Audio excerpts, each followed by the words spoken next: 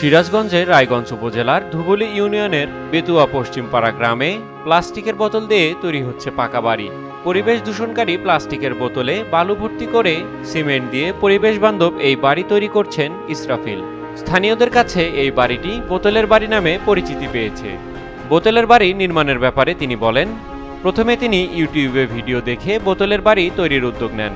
বিভিন্ন ভাঙারির দোকান থেকে কোমল পানীয়র প্লাস্টিকের 10,000 খালি বোতল সংগ্রহ করেন। প্রতি কেজি বোতল তিনি 40 টাকা দরে কেনেন। এতে তার খরচ হয় 16,000 টাকা। এরপর হাত দেন বাড়ি তৈরির কাজে। বাড়িটির দৈর্ঘ্য 22 হাত এবং প্রস্থ 12.5 হাত। বাড়িটি তৈরির শুরুতে প্রাথমিকভাবে ইট দিয়ে কলাম তৈরি করেন। পরে প্লাস্টিকের বোতলগুলোই বালু ও মাটি ভর্তি করে সিমেন্ট দিয়ে দেওয়ালে গাঁথুনি দেন। ইসরাফিল আরও জানান, বাড়িটি তৈরি করতে তার সময় লেগেছে 3 মাস।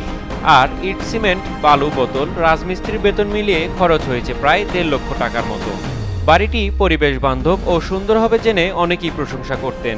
রাজমিস্ত্রি শরীফ মোল্লা জানান, ইসরাফিলের কথা শুনে আমিও কৌতূহলী হই এবং আগ্রহ নিয়ে কাজ করতে থাকি।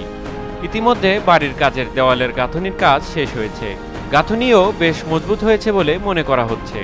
এই বাড়িটির প্রতিটি দেয়াল শীতে গরম আর গরমে ঠান্ডা অনুভব হবে।